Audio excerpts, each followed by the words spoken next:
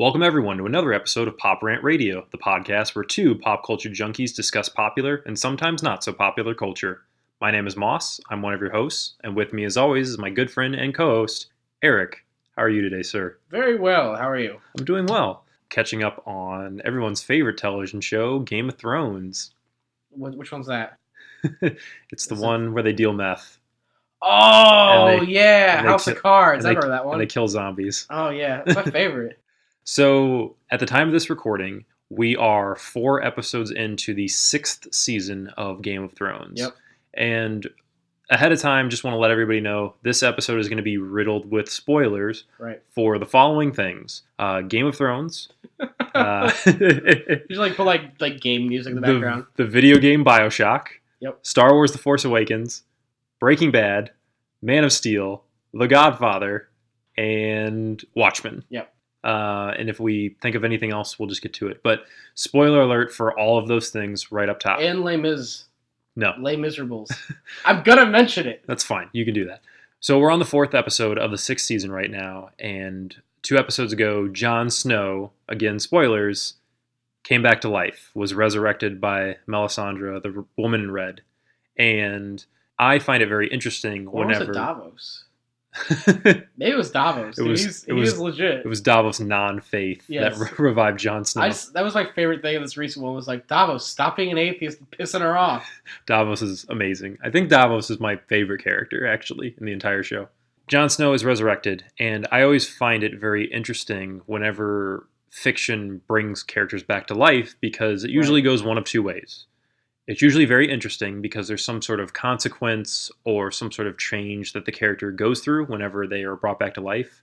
Or, in the case of a lot of things, characters are brought back to life and then the universe just no longer has any consequences. Yep. Because if we can resurrect people, then who cares about anything? It's a lot Superman. Right. So the classic example is Superman 78, where Superman flies around the world and quote-unquote reverses time and brings Lois Lane back to life. And it doesn't have any consequences narratively. It doesn't have any consequences for his character or for Lois's character. There's the kind of introduction to it where Jor-El, his father, says, you're not allowed to interfere with the lives of people on Earth or use your powers to change the course of history. AKA Green Lantern stuff. Right. And he does, which kind of goes against that, but it's a really weak theme. But that's the classic example of reversing time or bringing somebody back from the dead, no consequences whatsoever. Actually, the event I was talking about more so was the death of Superman. Yeah. At the hands of Doomsday, which then DC, it was a big deal, and then DC comics, brought him back 3 months later. It was a little longer than that, but they brought Superman back, and at the end of the day, there wasn't a lot of consequences for his death and return. Right, and the big thing with that was right after he came back. I know Max Landis has said this in the past, famous director and good friend of the podcast, hopefully. Friend of the podcast, Max Landis. He made a wonderful video about this, it was 6 or 7 years ago at this point. It's really old, but he pretty much showed all the characters that came back after Superman came back, and it essentially just opened the floodgates. Right. And everyone was free game now. Yeah. Anyone could come back for any reason. So again, with the resurrection of Jon Snow, I'm very interested as just an audience member and as a viewer to understand, and a lover of stories, obviously, is what consequences are there going to be for Jon's resurrection? Right. And so kind of going along with that, today we're going to talk about the deaths of characters in popular culture, whether they be in movies or television shows or books or what have you. Or whatever. Yeah. The effect of characters dying in a storyline and whether their death is an effective means to tell the story or evoke an emotional response from the audience or the reader or the viewer, whoever, or whether the death is kind of meaningless and pointless and doesn't really achieve what the author or the director or whoever is trying to present. And we're going to give you some examples of both of those. Right. So no one stays dead except for Bucky, Jason Todd, and Uncle Ben. So yeah, classic comic book example. Bucky, the sidekick of Captain America, Jason Todd, the second Robin to Batman, and Uncle Ben, the uncle that makes the rice. Peter Parker's adoptive uncle, Classically, those are the three characters that died and quote-unquote stayed dead until... That phrase died in about 2006. Right, and a few years ago when Jason Todd was brought back from the dead, as was Bucky. Yep. So now Uncle Ben is dead. Until Superior Spider-Man brings him back as a villain. And that's about it. Yep. So, staying in line with It's interesting that Jason Todd and Bucky both came back the same way, too. Pretty much. Both just came back villains that eventually became heroes again. Yeah, but with Jason Todd, there's all the multiverse, Superboy crime punching through reality. Comics are stupid, guys. Don't read them. Read the Spark Notes. I really like a lot of the stories, but comic books can be really dumb sometimes. Yeah. But anyway, keeping in line with Game of Thrones, the example that I'm going to start with is Ned Stark. And again, spoilers for the Song of Ice and Fire books as well as Game of Thrones. Ned Stark, arguably the main character of the first novel / Very much so. first season of the television show, portrayed by Sean Bean in the show, which, as everyone knows, dies in everything. Even off screen in The Martian. It happens. It's just a rule. It's a deleted scene if you watch it. So, Eddard Stark is the patriarch of the Stark family. Right. He has several children, one of which is Jon Snow, who we were just talking about. Jon Snow is his bastard son. He's also the Lord of Winterfell. He's the Lord of Winterfell. He's kind of the warden to the northern area of the kingdom. Like the Lord of the North. Yes, exactly. And all of the families of the North, all of the other houses greatly respect Ned Stark. He's kind of this revered, almost legendary figure. Right. And the big thing about Ned is he's all about honor. Whatever is the most honorable thing to do, that's what Ned is going to do. Honor and nobility are his two key factors. Exactly. So to kind of briefly run you through that storyline, Ned is asked by his good friend Robert Baratheon, who is the king of Westeros, to come to the capital city of King's Landing and act as the hand of the king, kind of the king's right-hand man, because the previous hand has just died. Right. And the circumstances may seem suspicious. At least Ned and his wife Catelyn think they are. So in the show, Ned decides, hey, I'm going to go help my friend. In the book, I actually like it a little bit better because Catelyn convinces Ned. Yeah, she kind of pushes him in the book. Yeah, Catelyn convinces Ned, you need to go to King's Landing and become Hand of the King so you can be near Robert, your friend, and protect him because something's going down. Looming. Exactly. So Ned goes to the capital city, and through a series of circumstances, he figures out some information that the previous hand knew about the legitimacy of Robert's children, or the illegitimacy of Robert and, in this case, Cersei Lannister's children. And when he tries to confront Cersei about it, shit kind of hits the fan. Yep. Robert Baratheon ends up getting killed in an accident, quote unquote. While on a hunting trip. Yep. When Ned decides, I am going to attempt to get Stannis Baratheon, Robert's younger brother, into the city and instill him as king because he's the rightful heir, because Robert's children are not actually his children. Right. He is betrayed by the city watch. He's imprisoned, and ultimately he is executed. Yep. And the big thing that his death does is it basically breaks up the Stark family. Ned's oldest son, Robb, and then his two daughters, Sansa and Arya, the two younger children, Bran and Rickon. The death of Ned Stark and the previous events of the novel in the first season separate all the family members into different parts of the world, and they all almost never get back together, with a few exceptions. It also just sparks complete discourse now amongst everything. Everyone, right. And it tips the balance that the kingdom was sitting in for a long time. Exactly. There was relative peace, and Ned's death is the direct cause of the War of the Five Kings. Right. So Robb Stark, Ned's oldest son, is declared king in the north by all of the northern people, and he marches south to essentially go to war with the Baratheons and the Lannisters, who are now in control of King's Landing. Right. Because the Joffrey Baratheon is now the king, and he is not the legitimate son of Robert Baratheon, as everyone believes him to be. And so again, Ned's death kind of, not only is it an emotional moment for all of the readers and all of the watchers, because this is essentially the main character. Yeah, and it's almost shocking. Yes. Because when I kind of jumped in late, I jumped in towards the end of season 5 is when I started watching it, and I just thought there's no way. There's no way you kill a main character who I thought was going to be the pinnacle member. Yeah. And I thought he was safe. Right. I mean, most of the show is from Ned's perspective, and the entire time, if you've never seen the show before, you've never read the books, you're thinking, well, somebody's going to save him at the last minute. Somebody's going to save him. Something's going to happen. You think he's saved anyways. Right, because he's told that if he admits to being a traitor, right, that he will be spared and he'll be allowed to go north and join the Night's Watch, and he'll just kind of fade into obscurity. And Joffrey at the last minute says, nope, I'm just going to kill him. All of his advisors are like, no, don't do this, because they know the the domino effect that Ned's death will have, and that's exactly what happens. Yep. Tywin Lannister, who is Joffrey's grandfather, even says, the actions of my grandson have essentially led us into this war. If we had just let Ned Stark go, return to his family, go north, join the Night's Watch, we would have prevented this war. Yep. Because again, everyone in the North is very loyal to the Stark family. They're very beloved in the North. They're what the North is all about. And the Lannisters are not very liked. Exactly. And even though they're the richest family, they now have the entire North warring against them. Right.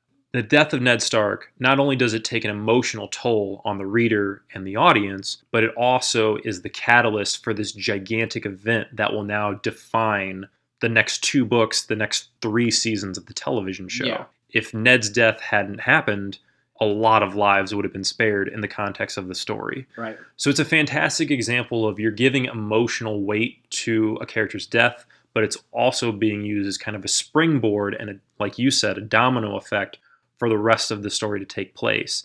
And ultimately, Ned is the kind of audience identification character because he's the one that everyone's rooting for, because he's basically the only honorable person outside of the rest of his family. Right.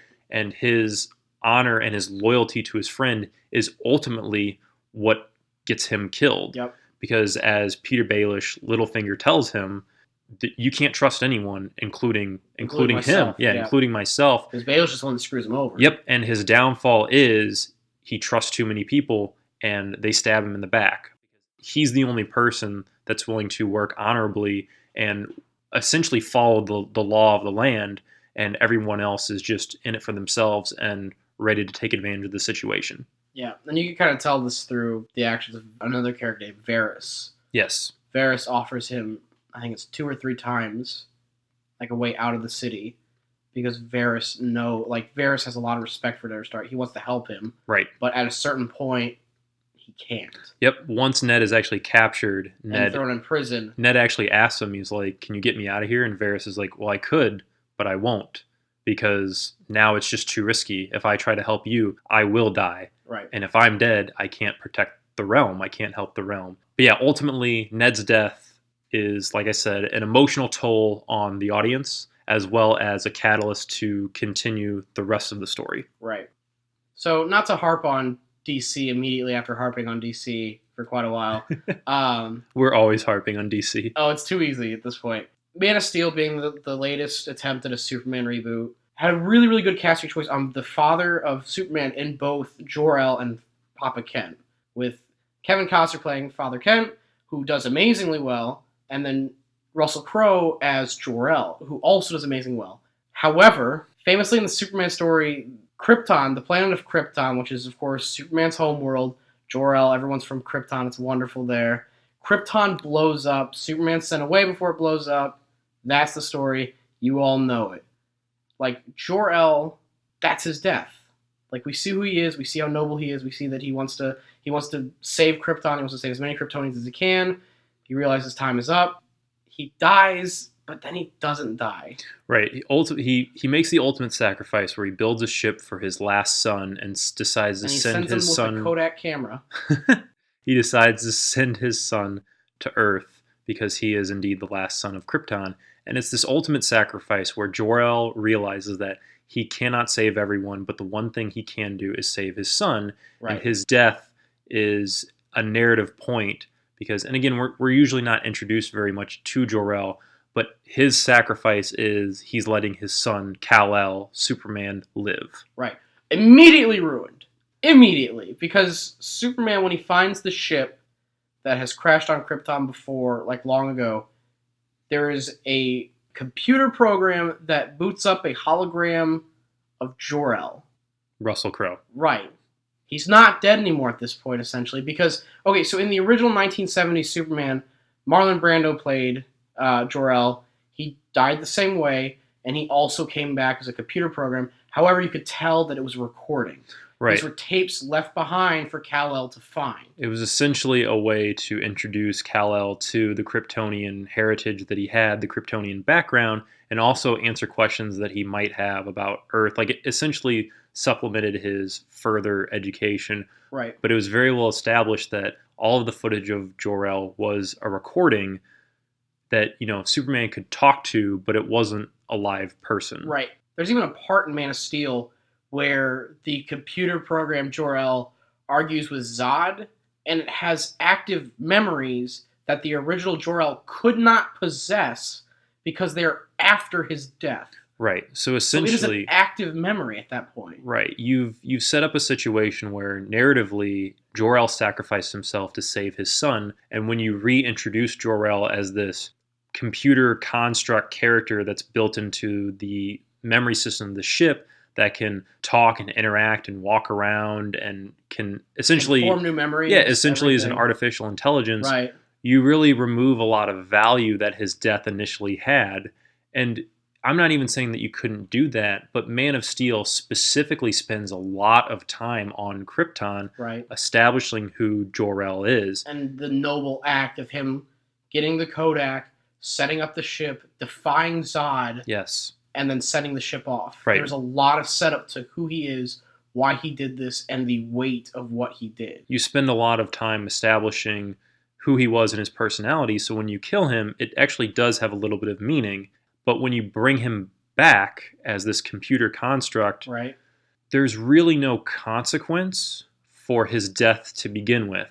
Because if Superman can just interact with his ghost dad, essentially, there's no consequence for his ultimate death. Like, you're removing the value that character's death had in the film, and it just renders it kind of pointless. Again, going back to our previous examples of when there are characters that die and get brought back to life, unless there's some sort of greater meaning or greater consequence for that resurrection, or in this case, continuation of thought with artificial intelligence, right, there's why should the audience care that character died? If they're just going to continue to quote unquote live on anyway, there's no penalty, there's no consequence for that character's death. Yeah, and it's no longer a pivotal moment in that character. The character that it would affect, being Superman, that weight is very lifted at that point.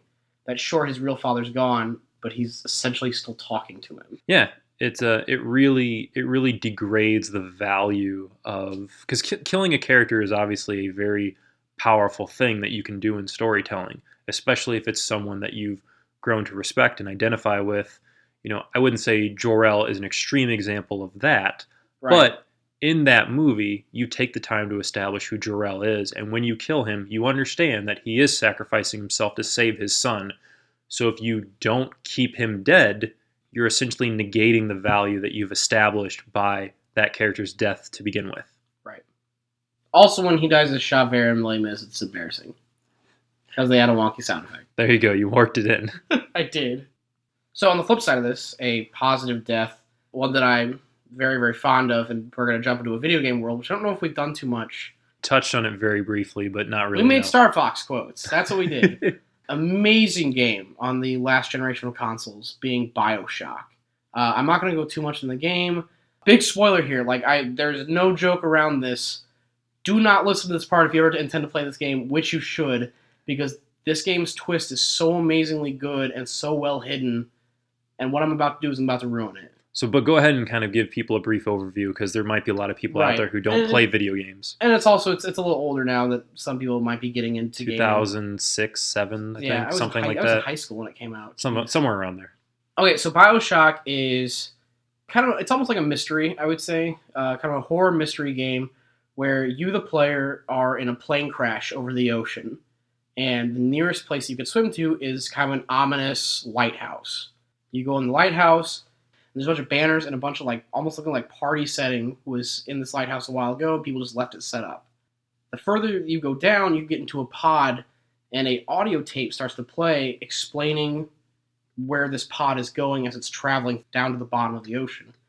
And it's explaining that this man, this inventor by the name of Andrew Ryan, has built a city away from countries, away from governments, away from any kind of outside force that could affect science and like the bettering of human life. And it's this beautiful city called Rapture at the bottom of the ocean. And it's jaw-dropping when the first time that you go over this hill and Andrew Ryan pretty much says, and I present to you Rapture. And it's this gorgeously well-lit city at the bottom of the ocean. And I would liken it, I agree, and I would liken it to, it's kind of like the Emerald City in Wizard of Oz. Yeah. Like when Dorothy and the party, are walking up and they see it's the Emerald City. It's kind of the pinnacle of human achievement. Right. And that's essentially what Rapture is. It's this city that was built underwater, like you said, away from government, away from politics.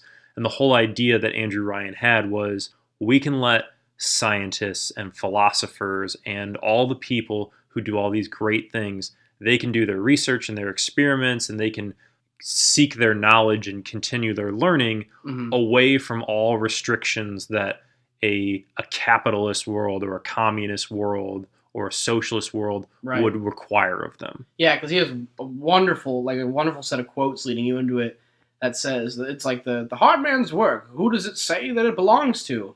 Well, the government says it belongs to the people. The communists say it belongs to everyone. The church says it belongs to God. And it's this wonderful, wonderful line, and he's setting up this utopia, essentially. Exactly. And you get there, and it's destroyed. Yes, it's been destroyed from like the inside out. You're coming into this almost paradise of a city, but that is now in ruins. Like you're clearly coming into it maybe a few years or so after really the shit's hit the fan, basically. And there's not really, the thing I really love about it too is there's never a point when they say how long it's been since it hit the fan. Correct. It tells you when it hit the fan, but it doesn't tell you when you are now. Because it's a New Year's party is kind of when things start to go down. So as you further go through, you start to, through encountering other characters, you meet up with a character by the name of Atlas, who is this guy who's trying to help you. His family's stuck, and he's stuck in this room too. He needs you to come and help him get out. Him and his family and you are going to jump in a submarine. You guys are going to ditch Rapture. Because Andrew Ryan is still here, and he's gone crazy. He's a dictator now. He's nuts. And the people of Rapture have become addicted to this kind of human enhancement called Adam. And they're going around and they're killing each other to sap the Adam out of each other's blood and take it themselves. Right. And Atlas is basically asking you, would you kindly help me? Would you kindly help my family? Right. So here's the spoiler. So yeah, you close your ears now. You go through the game, a bunch of things happen, but really towards the end you find out that the main line that has been spoken to you throughout the entire game is not just a set of words. You were born in Rapture, and as a child, you were experimented on to follow any command that was given to you as long as it was preceded by the phrase, "Would you kindly?" And that, you don't notice it, but throughout the entire game, one person has been saying that to you over and over again, and that's Atlas. And the crazy thing about it is this whole building up moment is Andrew Ryan is here in the city. You see statues of him, and he talks to you every once in a while, but through giant projector screens or on the wall of an elevator shaft. Like it's almost like he's not real. When I first played it, I half expected him to be like a god character or like an AI or something. He's larger than man at this point. But when you finally find him, he's just a man in a suit, just in an office. And it's the biggest, it's kind of when shockers start to hit you. Because here he is, it's just a guy, there's no god, he's just a man. And then he starts to let you know, hey, kind of been noticing that, you've been working with this Atlas guy, how much you know about him? Because I know a lot about him too. And then he starts throwing the curveballs at you with, would you kindly run over there? Would you kindly stop? And he's telling you about how he's kind of breaking the glass moment. He's explaining that would you kindly is controlling you. Atlas is controlling you. And then, like, the nail in the coffin to prove how much of a slave you are, he hands you a golf club that's in his office. And he just goes, "Would you kindly kill me?" And he just keeps on hitting him over and over again until he dies. And Right. You're forced to kill him. And it's horrifying. Because throughout the game, of course, you have control of your character when the "Would you kindly" line is presented. But at this point, you have no control. And this character, who the only reason why you think he's horrible is because of the words of this guy who you now know has lied to you the entire game, is now standing in front of you, showing you who he really is, revealing the truth to you, revealing that he might not be this horrible, horrible person. And you are, without control, forced to murder him by his own hands, essentially. It really plays into the idea that, the whole idea behind Andrew Ryan building the City of Rapture was we're getting away from all of the restraints. We're essentially breaking the chains that restrict true progress, whether that's through science or whether that's through engineering, right, or whether that's just through biology and life itself. And then he reveals to you that you yourself were held in these chains. These trigger words of "would you kindly" directly controlled you as the player character. And like you also said, the entire game, you've always seen these statues of Andrew Ryan, these big projector screens that present him as this larger than life figure. And then when you finally do meet him, again, kind of going back to Wizard of Oz, it's the man behind the curtain. Yeah. It is revealed to you that ultimately this man is just a man. And when he has you kill him with the words "would you kindly," you actually murder this man. And that really hits home the point of this is just a man. Yep. Like the villain of the game, Atlas, who turns out to be a character named Fontaine, who is a direct rival of Andrew Ryan. And the cool thing about that too is you see, the further you get through the game, you start to hear the name Fontaine, yep. And you hear about a Fontaine uprising, but then that it was kind of squashed and it's gone now. And it's a wonderful setup to it. This isn't just a random character that shows up. It's a really good example of the game and just the story in general planting seeds throughout, and when everything kind of comes together and coalesces, everything really, really makes sense, all adding up to this one amazing moment where Andrew Ryan gives his own life so that you, the player, can finally understand what's going on. Right. It's fantastic. Oh, it's amazing. Yeah, and if you haven't played it, you owe it to yourself. Even though it's a generation back, it still plays. It's still fantastic. Yeah, it's an absolutely incredible game, and the death of that character just really puts the punctuation mark on this amazing story. And it turns the world upside down, because then all you do for the rest of the game is doubt people. So in BioShock, the character's death kind of reveals all the answers to you, and is really kind of is the poignant end piece to a fantastic story. Similarly, or at least they attempted to do it this way, we're going to talk about Breaking Bad. And again, spoilers, Yay. I'm going to talk about the death of Walter White in the final episode of Breaking Bad. Right. Again, to briefly catch you up, Walter White starts out as a high school teacher, chemistry teacher. Yep. Through the course of the show, becomes this meth kingpin, this drug lord kingpin. Due to his medical bills rising up because he is diagnosed with cancer. Correct. So he initially starts to make meth so that he can get enough money to pay for his treatment and to make sure that his family is taken care of after he dies. Ultimately, through his hubris and through his ego, becomes this drug kingpin and doesn't want to give it up. In the final episode of the show, after he's left the other main character, Jesse, in the hands of these neo-Nazis for 6 months, a year, however long it's been, ultimately decides to go back and save Jesse through this plan that he has.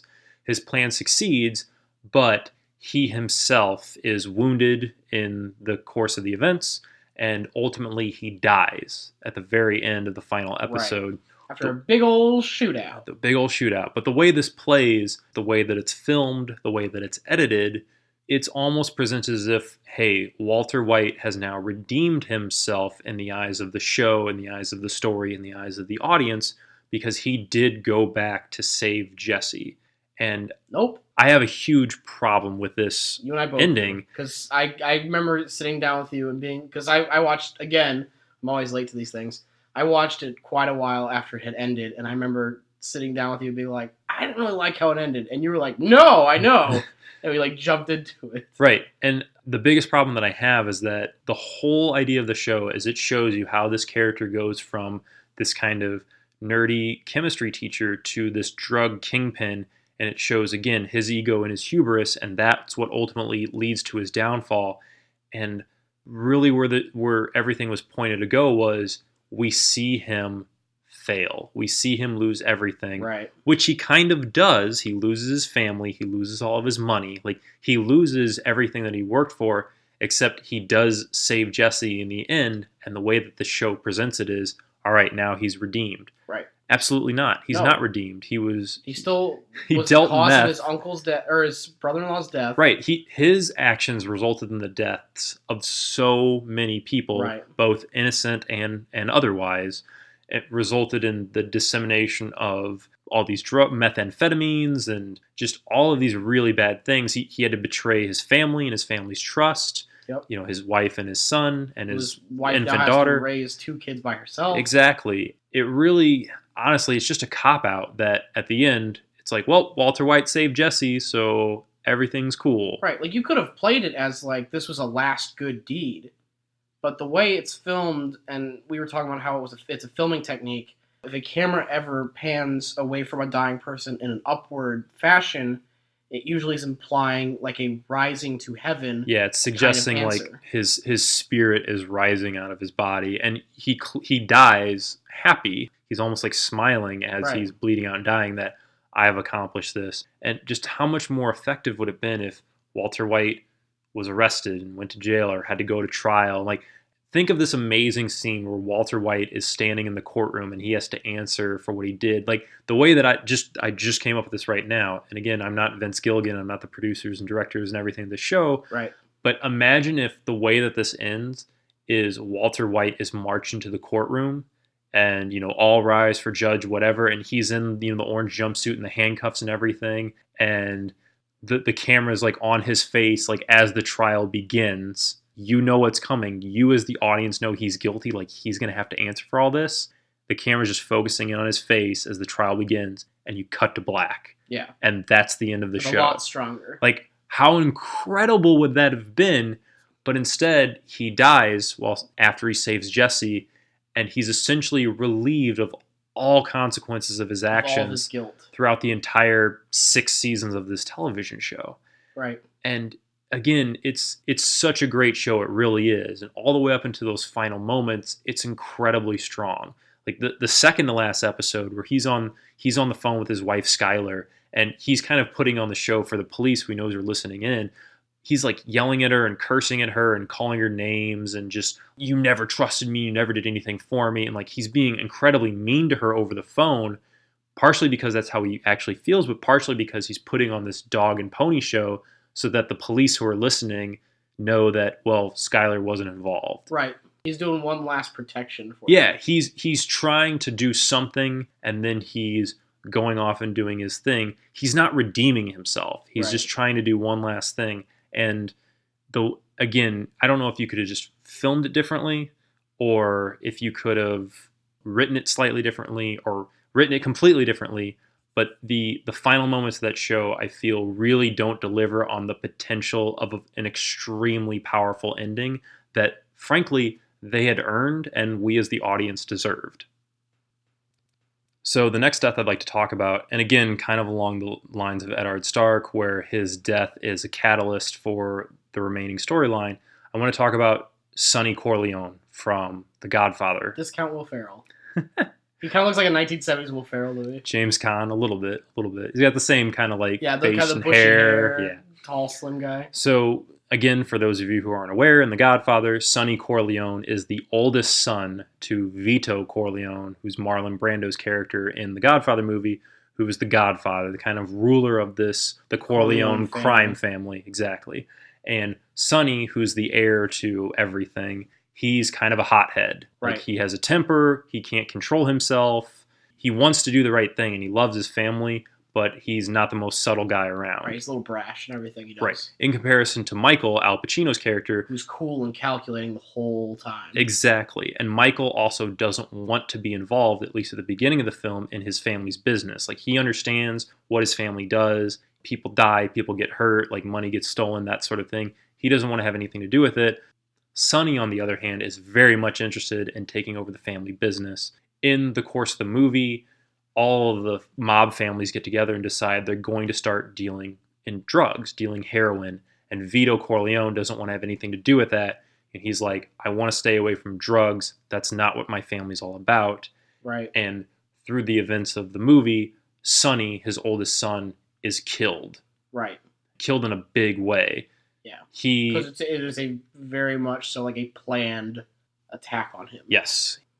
So he drives up in his car up to like a toll booth. Right. And when he stopped, and all of a sudden 10 guys pop up, and they all have machine guns, and he is gunned down. Very Bonnie and Clyde, actually. Like, yeah, because even like I think he pays the cop, and like the cop like drops it and like goes down to reach it, and he's wondering what's going. Yeah, he pays like the toll booth guy, and he drops down. And like, I mean, he is just gunned down, and he's destroyed. Like, there's no way he's alive. Because the toll booth is way out in like a country road, like it's all off on its own. And that the death of his son causes Vito Corleone to finally say, "Okay, go ahead and deal in the heroin. We won't stop you." He kind of enters into this deal that ultimately leads to his downfall. Right. Again, the film is great, and there's a lot of complicated things going on, and I won't summarize it here. That would take a long time. But when Vito decides, okay, we have to go this way, that's the point at which Michael decides, okay, I guess I have to help my father out now that Sonny's dead, which ultimately leads to Michael becoming directly involved in the family business. When Vito dies of a heart attack, Michael is now the new godfather, and he takes over. And one of his first actions as the godfather is to basically kill all of the enemies, from the first movie. Like, he has all of the other Dons and all of the important people assassinated because of the death of his brother and ultimately the death of his father. Yeah. So this, again, the event of Sonny's death is a catalyst that leads into the rest of the film. If Sonny hadn't died, Vito would have never agreed to participate in the drug trade. Right. And Michael probably would have never been involved with the family. And we would have never got that abysmal Godfather 3. We'll talk about that someday. But again, just another example of this is a character that we like. Even though he's brash and even though he's a hothead, we as the audience come to appreciate who he is over the course of an hour and a half to 2 hours. Right. And when he dies, it means something to us emotionally, but it also means something to the furthering of the story. Right. Yeah, because we have wonderful scenes with him beforehand, particularly the one that sticks out to me is the scenes dealing with his sister. Yes. Because his sister gets married to a guy who comes off as great, wonderful, nice. Turns out he's abusive. And like it's something that Sonny does not stand for. And even it ends up with him getting in a brawl in the street where he brutally knocks the guy out. Right. Again, it's we know he's a hothead, we know he's brash, but we respect the fact that ultimately, Sonny does care about his family. Right. He's a good guy deep down. He's just kind of got a tough outer layer. Yeah. And when he dies, it really sets off the rest of the film. Franz Ferdinand. He's the Franz Ferdinand of Godfather. He is the Franz Ferdinand of Godfather. That's a good point. Go look that one up, kids. That's a history lesson for you. That's a World War I history. So, a really good one that stands out to me, and it was kind of the first one that came to me when we were talking about this topic, is from Watchmen, and that is the death of Rorschach. Again, big spoiler here, because it's one of the very last things that happens. So the character of Rorschach is this very serious but very dedicated to justice character. He has no problem with killing anymore. He realizes like the weight of people's crimes, and he full on accepts being a murderer and being called a psychopath and being a target of the police if it means that he can bring justice to the streets. Right. Rorschach, for those of you who haven't read the amazing graphic novel Watchmen. Stop what you're doing right now and go read it. Or if you haven't seen the okay movie Watchmen. Yeah, it's pretty good. Rorschach is basically if Batman was even more of a sociopath than Batman is. If Batman from Batman v Superman wore a trench coat and a cool moving mask. Specifically Ben Affleck. Yes. But it basically, if Batman was all crazy and didn't have a problem killing people, that's essentially what Rorschach is. Right. Because Rorschach, he's nuts. Yeah, he's a detective. Yep. And he's a great fighter. But and he's a murderer. He's a murderer. And he's just wonderful throughout this whole movie, though. And he explains his backstory, and you see why he kills, you understand why he does it. And to juxtapose him next to his partner, who is the Night Owl, Dan, they're two separate people. Like, Dan is kind-hearted, but he's still a hero. He's a good fighter, but you can tell he's not going to kill people. Right. Night Owl is essentially Batman if he was a wimp. Yes, he is definitely. He's kind of dopey. He's kind of a nerd. He's very intelligent, and he has a lot of gadgets, and he has a Batman-esque costume. Yeah. But he's kind of a wimp. So the story of Watchmen is essentially masked heroes have been outlawed in America, and randomly one night, a retired hero by the name of the Comedian is found dead. And there's a big mystery involved around it that kind of starts to spiral into a conspiracy that someone is going around and killing these retired masked heroes. So Rorschach kind of jumps on the case and starts to investigate what's going on and attempts to get help from his friend and previous teammate, Dr. Manhattan, who is kind of a god-esque character who's supposed to be able to see the future, but for some reason can't. The mystery kind of starts to unravel, and it gets very intense as more people start to die and as more attacks start to publicly happen. While all in the background, there is this looming threat of a nuclear attack it's during the Cold War, so from Russia, but also from other countries as well. Essentially, the world is on the brink of destruction, and it's just, it's a great setting for the story. Well, what do you expect? Richard Nixon is in his 4th term. Right, which is great. The guy who's in this movie doesn't say anything, which is wonderful for people who want to do Richard Nixon characters. And, geez, the nose they put on this dude is huge. He's very much like the comic book representation of Richard Nixon. He's got like a clown nose on it. He does. So, Rorschach he's the only person that seems to be spearheading this investigation. He's just going through this horrible event while explaining his backstory with it, and towards the end, he solves it alongside Dan and the Silk Spectre. And it turns out to be a previous teammate by the name of Ozymandias, who is the smartest man on Earth, as well as incredibly strong, apparently. He's basically Batman if Batman had blonde hair and a purple outfit. They're all Batman, except the Comedian and Dr. Manhattan. So they confront Ozymandias at his North Pole Pyramid. Basically, his hideout. Where Ozzy reveals that I have this humongous plan. I'm going to go with the movie plot, by the way, because I think I would just say, so he has this big plan where this cataclysmic event is going to happen that Ozymandias himself caused. Right, he's going to manufacture this doomsday, essentially. It's different. It's 2 different things in the book and in the comic, but basically he causes this huge cataclysmic event to happen, which will unite all of the countries of the world against this new threat. Right. So now that all the people in this room know the secret, they now have to live with it. Because if they reveal it, the world goes back to this on-the-world destruction, like, is right next day. Yeah, the brink, essentially the midnight of the doomsday clock, the brink of total world destruction. If they reveal the truth, the world gets unraveled. Exactly. And so it's better to keep this lie and have everyone unite than it is to reveal the truth and have everybody at each other's throats again. Right. The death of millions in order to save billions is the line from the comic. Yes. And Dr. Manhattan is for it. He agrees. He sees the importance of it. Yes. Initially, he's disgusted, but then he makes the realization that it makes sense. Yep, it ultimately makes sense. Ozymandias is a very almost like Ra's al Ghul character. Definitely. Where he basically says, look, like you just said, I had to kill millions of people so that I could save billions of people. Right. And I'm the only one who was willing to do what had to be done. Right. And it goes all the way back to a line from the Comedian, which is, throughout history, man has been trying to find a way to kill each other. Now they've got the tools to wipe each other out. Mm-hmm. And Ozzy sees this as being, this is the time that we have to have an answer, and this is the best answer that we have right now. This will work. So Rorschach is immediately like, F this, I'm going to go tell him. And he's walking out, and he can't deal with this. Right. He's confronted by Dr. Manhattan, who, like we said earlier, is agreeing with Ozzy. And Dr. Manhattan essentially says, I cannot let you leave here to tell them that. Right. I understand that you have to do what you have to do. Like, I understand that you want to tell everyone the truth, but I can't let you reveal the truth because the truth will destroy everything. Right. So, in an amazingly gorgeous scene, Rorschach takes off his mask, and he just looks at Dr. Manhattan bare face and says, you have to kill me then.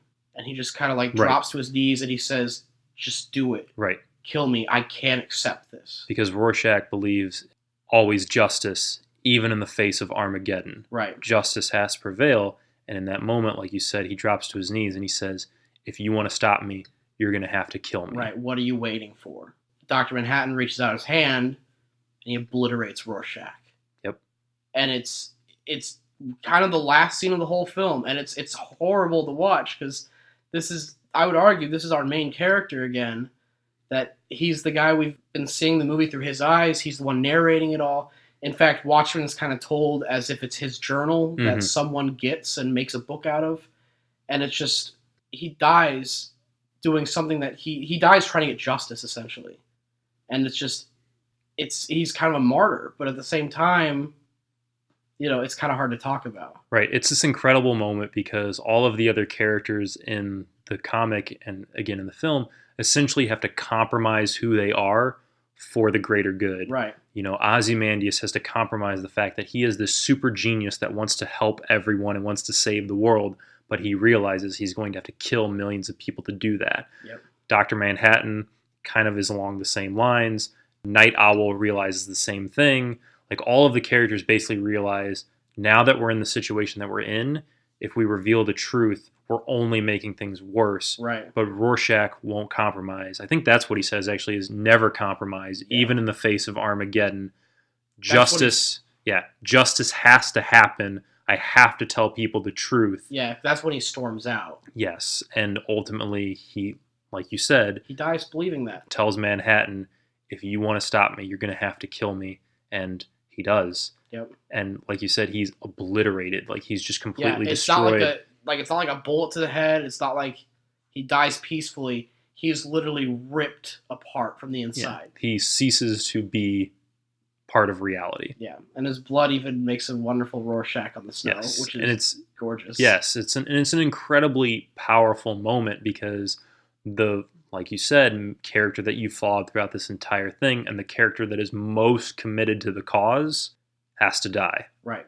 Because he won't accept this. No compromise, even in the face of Armageddon. What a great line. Oh, it's so good. Rorschach has so many good lines. So many good lines of that. Like, of course, one they play in the trailer constantly, when all the pimps and whores scream up, save us, I'll whisper no. Yes. Again, if you haven't read the comic, highly, highly recommend. It's fantastic. Oh, yeah. I'm not locked in here with you. You're locked in here with me. So, lastly, we want to touch upon a very recent death in film. Maybe a little controversial because it did hit a lot of people in those feels, but... Right in the cockles. Yep. But the both of us have talked about this, and it definitely feels like something that they just had, quote-unquote, had to do, or it was an easy answer to get people to emotionally relate to this film and to just kind of seal that deal on it being good and meaningful. That, of course, is, spoiler, the death of Han Solo in Star Wars The Force Awakens. It does not have a lot of gravity to it, really. Right, and there's several reasons behind this. So, originally, Han Solo was going to die in Return of the Jedi. Right. That's how it was originally written, and George Lucas ultimately changed that because, as he's famously quoted, it's very hard to sell action figures of a dead Han Solo.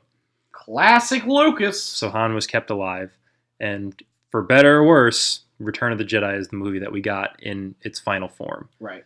So they decided that they would kill Han Solo in The Force Awakens. Right. And it's a potentially very powerful moment. Han Solo is obviously an incredibly iconic and popular pop culture character. One of, if not the most iconic popular culture character ever. Oh, yeah. Top 5, without a doubt. Yeah, it's like him and Batman. That's it. I mean, it's incredible. So, and not to mention the fact that he is also Indiana Jones, obviously Harrison Ford. So, it built Harrison Ford up. This was his jump out thing. So the death of Han Solo is going to be an incredibly emotional and powerful storytelling device. Right. It will be by its nature. And there's a lot of big misses, I think, with The Force Awakens when it comes to this. And again, this is going to be me ranting for a minute, so no, you're fine. Bear with me. I will offer a lot of yeses. Please, interject whenever. So here's the big problem: Han Solo is killed by who we find out is his son, Ben Solo, Kylo Ren. Ben Kylo Ren Solo. Kylo Ren ultimately kills his father in a potentially powerful moment where Han is attempting to convince his son Ben, come back with me. Your mother and I still love you. You can come with us and we can work everything out. Right. And Ben is saying, I'm struggling with something and you're the only one that can help me. And he stabs Han through the chest and pushes him over the catwalk. So he's referencing, you can help me because ultimately if I want to completely turn to the dark side, I have to kill you. Right. And that will complete my full turn over to the dark side of the Force. Han Solo is essentially his last emotional link holding him to his previous humanity. Correct. Kylo throughout the movie is worried about this I really liked, the pull of the light side, like the attractiveness to turn back and become good again. Is a very interesting concept that I hope they explore more. Yeah, because we never get that. We always get the opposite side of that. It's a big twist from the previous films and even the expanded universe, and a very interesting concept. But anyway, the big problem that I have with the death of Han Solo is it's not earned. The movie doesn't earn the moment because we, as the audience, are expected to care greatly about the idea that a son is killing his father, that Ben Solo is killing his father, Han Solo. The big problem is, and among other things in the movie, we don't know who Ben Solo, Kylo Ren, is. Right. We are told that he was trained by Luke Skywalker, probably turned to the dark side, Luke Skywalker left. Right. We're told that he left home and that Han Solo and Leia Organa went their separate ways because of the loss of their son. We're told a lot of things. Right. And we're shown very little. Yeah. A good way to kind of put this in perspective, too, is forget 4, 5, and 6 ever happened and just watch this as a single standalone film and ask yourself how much that honestly hits you when that happens. And while I would agree, I think it's reasonable to assume that anybody that's watching The Force Awakens has at least watched the original trilogy. Right. I don't think you can discount its weight entirely, but your point stands is that whether you've watched 4, 5, and 6 or not, you as an audience member, we don't really have an emotional connection to Kylo Ren. Right. We don't have an emotional connection to Ben Solo. So when Kylo Ren ultimately takes the life from his father, it's hollow. Yeah. It doesn't have this deep emotional impact. The death of the character does, but only superficially and artificially so. Right. When Anakin Skywalker, when Darth Vader kills Obi-Wan Kenobi in A New Hope, we spent the entire movie building who Darth Vader is. Right. He's this evil, ominous figure who is present when Alderaan is destroyed. An entire planet is destroyed, and we see Vader choking the rebel and force choking the guy at the meeting to get his way. We understand that this is a bad guy. Yeah. And we get Obi-Wan Kenobi, the mentor, who we spend an entire movie with, training Luke Skywalker, our main character, our source of the eyes into this universe. So again, and I know I used this example before, but when Darth Vader and Obi-Wan Kenobi fight each other, we completely understand the abilities of these two characters and their personalities, and we understand the stakes. In The Force Awakens, we're introduced to Kylo Ren as a villain who, I'll be honest, while I was watching the movie, I was surprised how much I liked Kylo Ren as a villain. The mask, the voice, like everything was fantastic. Right. When we get the reveal that this is Ben Solo, I like that twist. Like, I don't mind the fact that he is a child of Han and Leia who ultimately fell to the dark side, but we as the audience are not given enough time to experience him as a villain and experience his struggle, experience his conflict, and then have that conflict play a large meaning in the death of a major pop culture icon. Right. This isn't the same situation, but to reference a video that was recently released online, there is a fantastic YouTube channel called Every Frame a Painting. And if you haven't seen it or haven't watched anything from it, you owe it to yourself to do so, because the guy who runs it, his name is Tony Zhao, he is absolutely brilliant. Highly recommend it. His latest video is on editing, and he plays a scene from Empire Strikes Back where Luke is attempting to raise the X-Wing fighter out of the swamp of Dagobah. Just like you're doing right now. And in the background. You literally put your hand up, and there is an X-Wing back there. That's really funny, because there is. Maybe I'll take a picture of that. And you see Luke struggle with raising the X-Wing. And the thing that this video points out is that you start with a long shot, a little over 5 seconds, and as the camera angles change, the shots get shorter and shorter and shorter until Luke ultimately fails to bring up the X-Wing, and then the shots, they slow down again. It's this build up to this moment where he fails, and then it's allowed to play. It allows you as the audience to kind of feel his emotion rise, and then we feel the setback down. Exactly, and we feel the moment. We are given the even vital seconds just to process this in our mind and think about the fact that he failed. And in contrast to a scene from Ant-Man from last year, where Paul Rudd is attempting to use his ability to communicate with the ants, and it's 30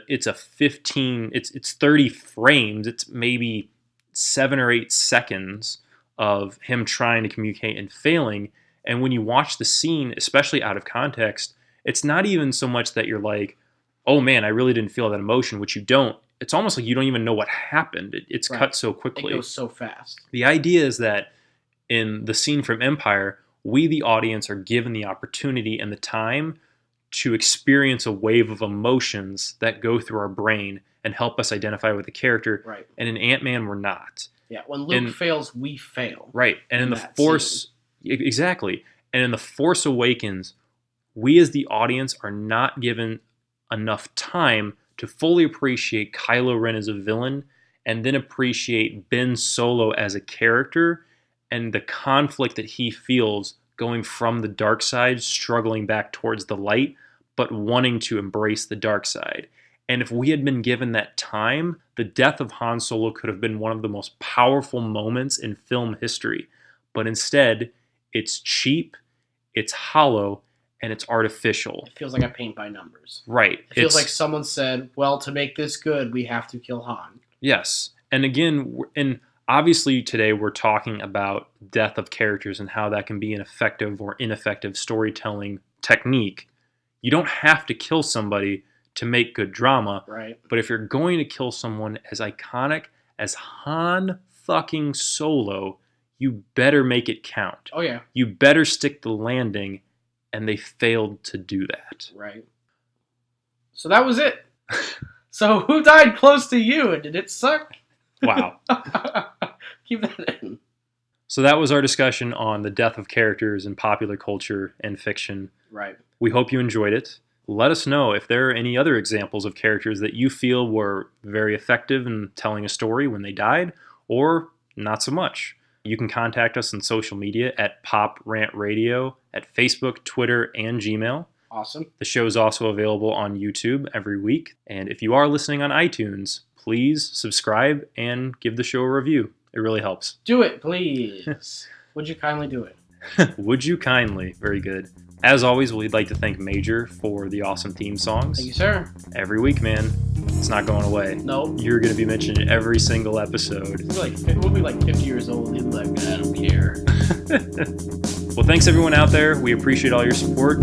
And other than that, we will see you next week. Please don't die. Thanks again. Bye, guys.